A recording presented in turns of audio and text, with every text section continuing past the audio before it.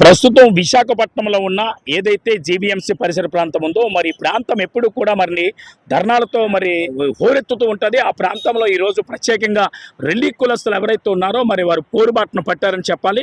ఎందుకనంటే మరి రెల్లి కులస్తుల యొక్క ఓట్లు అయితే వారు వాడుకుంటారు కానీ వారిని గుర్తించడం లేదని చెప్పి వారు ఈరోజు పోరుబాటును పట్టారు. ఎందుకనంటే మా ఓట్ల కోసం వస్తున్నారు, మరి కనీసం ఓట్లు వచ్చిన తర్వాత మరి గెలిచిన తర్వాత మమ్మల్ని పట్టించుకునే నాదుడు కనబట్టలేదు. ఎందుకనంటే మరి వాళ్ళ ఆఫీసుల చుట్టూ తిరుగుతుంటే మేము ఎవరో తెలియదన్నట్లు మా మొక్కలు చూస్తున్నారని. అయితే ఏదేమైనప్పటికీ కూడా మాకు రానున్న దినాల్లో చట్టసభలో ఒక ప్రాధాన్యత కల్పించాలని, ఎమ్మెల్యేలు ఏవైతే సీట్లు ఉన్నాయో కంపల్సరీ మాకు కూడా సీట్లు కల్పించాలని మరి పోరుబాటు పట్టారు. వారు మనతో పాటు ఉన్నారు. ముందుగా మరి మనతో పాటు ఎవరైతే మరి కళ్యాణ్ ముని గారు ఉన్నారో వారితో మాట్లాడే ప్రయత్నం చేద్దాం. ముని గారు చెప్పండి, అంటే ప్రస్తుతానికి ఏవైతే ఇప్పుడు జరుగుతున్నాయో ఈ యొక్క జరుగుతున్న విషయాల్లో రెల్లి కులస్తులు కూడా మరి ఈరోజు పోరుబాటు పట్టారు. మరి ఎమ్మెల్యే కావాలంటారు, దీన్ని ఎలా చూడొచ్చు అంటారు? నా పేరు ఎస్ కళ్యాణ్ ముని అండి. నేను ఫారెస్ట్ ఆఫీసర్ రిటైర్డ్ అయ్యాను సార్ రీసెంట్లీగా. సార్ ఒక్కటి ఎస్సీ అనగానే మాదిగా గుర్తొస్తారు, రెల్లీలు ఎవ్వరు గుర్తించట్లేదు. మా రెల్లీలకు రాజకీయంగా కానీ ఆర్థికంగా కానీ సామాజికంగా మాకు న్యాయం జరగట్లేదండి. ఇప్పటికీ ఏ గవర్నమెంట్ కూడా మాకు వచ్చి గుర్తింపు ఇవ్వట్లేదండి. మేము అడిగింది ఏమి కాదు సార్, మాలో కూడా చదువుకుని ఉన్నవాళ్ళు ఉన్నారు, డబ్బు ఉన్నవాళ్ళు అన్ని ఉన్నారండి. కానీ మాకు రాజకీయ ప్రాధాన్యత ఒక్కసారి ఇమ్మంటాం సార్. మా యొక్క ప్రాబ్లం మా పార్లమెంట్లో విధానసభలో మేము తెలియపరుచుకుంటాం సార్. మేము ఎప్పుడు ఇంకా డెవలప్ అవుతాం సార్. మేము డెవలప్ అవ్వాలని మా కోరిక, రాజకీయంగా మాకు ప్రవేశం కల్పించమని అంటున్నాం సార్. జై హింద్ సార్, జై భీమ్ సార్. రైట్ అండి. అంటే గడిచిన గవర్నమెంట్ ఏదైతే ఉందో తెలుగుదేశం పార్టీ గవర్నమెంట్ కానీ ఇటు ఇప్పుడున్న వైసీపీ గవర్నమెంట్ కానీ అంటే మీకు గడిచిన గవర్నమెంట్ కూడా మిమ్మల్ని పట్టించుకోవాలని కనబడుతుంది కదా, దీన్ని ఎలా చూడొచ్చు అంటారు? ఇప్పటి వరకు ఏ గవర్నమెంట్ మాకు గుర్తించట్లేదు సార్. మాకు గుర్తిస్తే మేము రోడ్ల మీద ఎప్పుడు ఎందుకు పడతాం సార్? మాకు ఆర్థికంగా కానీ రాజకీయంగా ఏ ప్రాధాన్యత లేదు సార్. మాకు కనీసం ఎక్కడే ఒక ఎమ్మెల్సీ కానీ ఒక ఎమ్మెల్యే కానీ ఒక పోటీ ఇమ్మంటాను. మాకు సీట్ ఇస్తే మా యొక్క రాజకీయ బాధలు మేము ఆర్థికంగా కొద్దిగా అభివృద్ధి చెందుతామని, మా పిల్లల ఎడ్యుకేషన్ కానీ మా సొసైటీ కానీ అన్నీ బాగుంటుందని మేము అడుగుతున్నాం. మాకు ఇప్పటికీ ఎస్సీ కార్పొరేషన్ ఒక్క పైసా రావట్లేదు. మేము వ్యాపారం చేసుకునే వాళ్ళం సార్, రోడ్లు తుడుచుకొని బ్రతికే వాళ్ళం సార్. మా ప్రజలు ఎంత హీనంగా ఆర్థికంగా ఎంతో వెనుకబడి ఉన్నారు సార్. అభివృద్ధి రావాలని మాకు ఏదో దాంట్లో కల్పించమని చెప్తున్నాం సార్.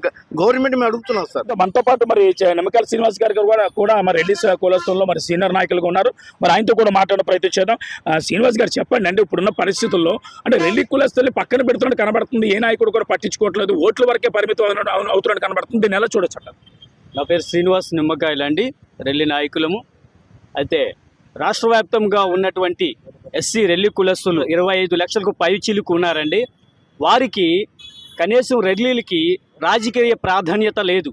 దానివల్లనే మా వేదనంతో కూడా రెల్లి కులస్తులకు రాజకీయ ప్రాధాన్యత ఇచ్చినట్లయితే వాళ్ళు విద్య, వైద్య, మరి అలాగనే ఉపాధి కల్పన విషయంలోని మా యొక్క వాయిస్ని, మా యొక్క బాధని, సాధక బాధల్ని పార్లమెంట్లో చెప్పుకోవడానికి ఒక వాయిస్ మాకు కావాలని మేము కోరుకుంటున్నాం.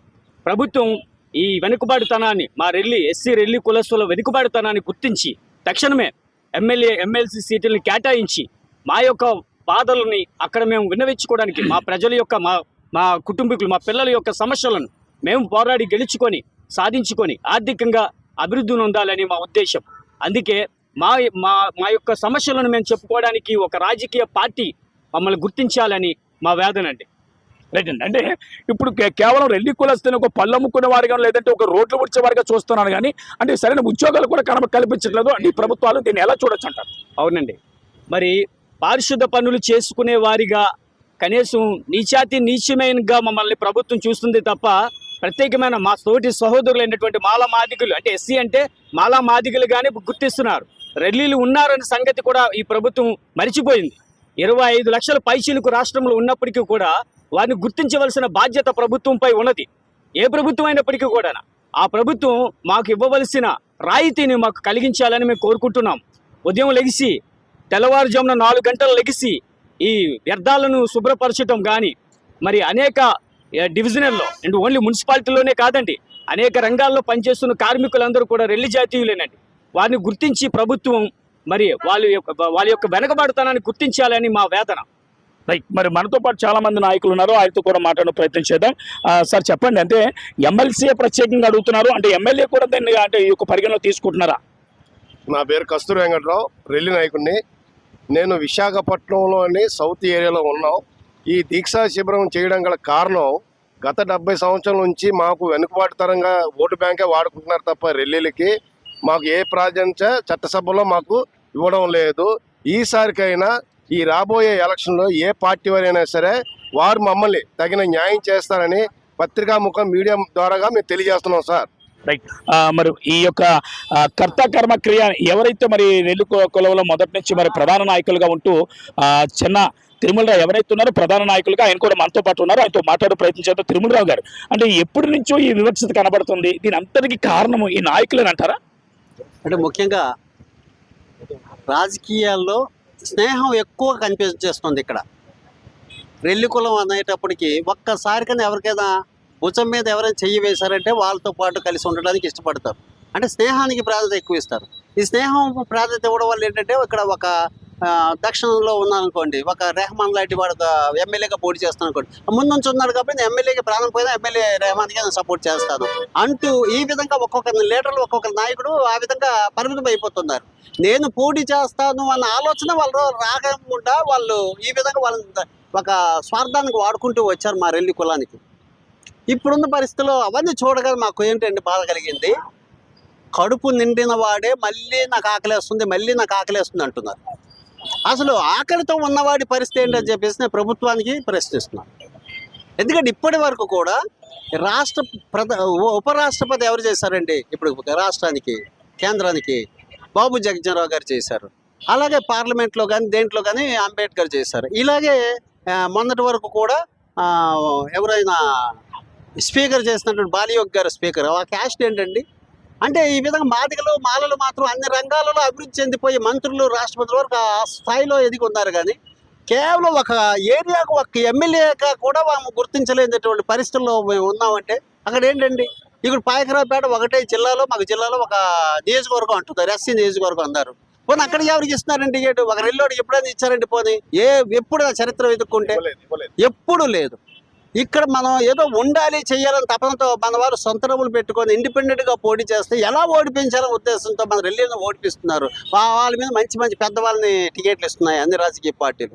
ఇప్పటికైనా మేము ఏంటంటే పోటీ చేయాలి అంటే మమ్మల్ని ఓడిపిస్తారు ఎట్టి పరిస్థితుల్లో. మనం సరిపడినటువంటి పరిస్థితిలో ఉన్నాం. 20 లక్షల మంది ఉన్నామంటే దాదాపుగా రాష్ట్రం యావత్తు మొత్తంలో ఉన్నాం తప్ప ఒక నియోజకవర్గం మేము లేకపోవడం వల్ల గెలుపుకు దూరంగా ఉంటున్నాం. అందుచేత నచ్చిన వారికి మీ ఎమ్మెల్సీలు ఇచ్చేసుకుంటున్నారు, ఎమ్మెల్సీ ఇచ్చిన తర్వాత మినిస్టర్లు చేసుకుంటున్నారు, రకరకాలుగా అన్ని రాజకీయ పార్టీలు చేసేసుకుంటున్నారే. ఒక్క ఎమ్మెల్యేగా మా రెల్లి జాతికి ఇవ్వడానికి వీరికి ఏం పోయిందండి? ఎంతకాలం మన చేత బాధ్యతత్వంగా పనులు చేయించుకుంటారు? తప్పనిసరి పరిస్థితుల్లో మాలో అన్ని రంగాలలో అభివృద్ధి చెంది నా దగ్గర రూపాయి లేకపోవచ్చు, ఇంకోటి దగ్గర లేకపోవచ్చు, ఇంకా డబ్బు ఉన్న వాళ్ళు, బాగా ఉన్న వాళ్ళు, బాగా చదువుకున్న వాళ్ళు మా కులంలో కూడా కొంతమంది ఉన్నారు.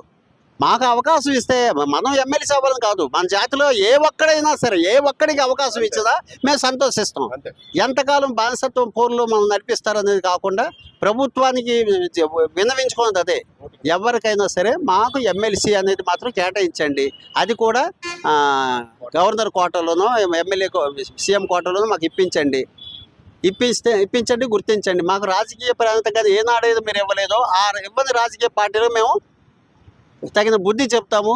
వచ్చే రోజుల్లో లేదు సపోర్ట్ చేసే వాళ్ళు మేము వాళ్ళకి మద్దతుగా నిలుస్తుంటాం అని చెప్పి సందర్భంగా తెలియజేస్తాం. రైట్ అండి. అంటే ప్రత్యేకంగా ఒక ముస్లిం ఏరియా ఉందంటే కంపల్సరీ ఒక ముస్లిం నాయకుడికి అవకాశం ఇస్తున్నారు. మత్స్యకార సంస్థ ఎక్కువ ఉందంటే అక్కడ మత్స్యకారులకు ప్రాధాన్యత ఇస్తున్నారు. ఎందుకంటే సౌత్ నియోజకవర్గం మనం చూసుకోవచ్చు, అది గణేష్ కుమార్ కానీ, మరి లాస్ట్ టైంలో మరి మన కోలా గురువులు కానీ, మరి రెల్లి కులస్తులు ఇంత విశాఖపట్నంలో 4 నియోజకవర్గాలు ఉన్నప్పుడు కూడా ఎందుకు గుర్తించట్లేదు అంటారు? అది స్పష్టంగా కనిపిస్తుంది కదా, వివక్షత చూపిస్తుంది. ఎంత చూస్తా వీళ్ళకి దేనికే పనికి వస్తారు తప్ప ఈ పారిశుద్ధ్య పనులు చేసుకోవడానికి పనికి వస్తారు తప్ప వాళ్ళు ఎదగడానికి వీల్లేదని అనగదొక్కుతుంటారు మా క్యాస్ట్ని. ఇక్కడే కాదు, ఆంధ్రప్రదేశ్ మొత్తం మీద కూడా అదే పరిస్థితి వస్తుంది. ఉభయ రాష్ట్రాలు ఉన్నప్పుడు కూడా మా రెల్లీలకి ఆనాడు కూడా గుర్తింపు లేదు. విడిపోయిన తర్వాత చిన్న రాష్ట్రం అయింది, ఇప్పటికైనా మనం గుర్తిస్తారని కూడా ఇప్పటికీ గుర్తింపు లేదు. ఎట్టి మాకు జీవితాన్ని ఇలాగే వాడుకుంటారు వీళ్ళు. ఓట్లు వేసుకోవడానికి ఓటు బ్యాంక్ అని మనం వాడుకుంటారు తప్ప అభివృద్ధికి మాత్రం ఎట్టి పరిస్థితుల్లో మా జాతిని ఎప్పుడు కూడా గుర్తించారని చెప్పేసి అక్షర సత్యం ఇది. అంటే వాళ్ళు వాదం అయితే ఒకటే వినిపిస్తున్నారు. ఏదేమైనప్పటికీ కూడా మమ్మల్ని ఒక రోడ్లు ముడిచే వరకైనా చూస్తున్నారు కానీ కాదు, ఇది కాదు, కరెక్ట్ కాదు. రానున్న దినాల్లో మేము కూడా చట్టసభల్లోకి వెళ్ళాలి, ఎమ్మెల్యేలుగా మమ్మల్ని కూడా గుర్తించమని బంగగానే మమ్మల్ని వాడుకుంటారు కానీ మమ్మల్ని పట్టించుకునే నాదోడు కూడా కనపట్లేదు. కనుక మేము కూడా చట్టసభలో ఒక నాయకులుగా మేము కూడా వెలుగొందాలని ఆ ఆలోచన కలిగి ఉన్నారు. ఒకటే అడుగుతున్నారు, ఒక్క సీటు కానీ మాకు ఇప్పించాలనైతే మేము గెలిపించి తీరుతామని ఆ యొక్క ఎవరైనా సరే అధికార పార్టీ ఎవరైనా సరే ఎవరు మాకు సీట్లు ఇచ్చినా ప్రాధాన్యత మమ్మల్ని గుర్తించినా వారికి కంపల్సరీ మేము తలొక్కుతామని వారు తెలియజేస్తారు. వీడియో జర్నలిస్ట్ సతీష్తో సిటీవీ న్యూస్, వైజాగ్, వేణుగోపాల్.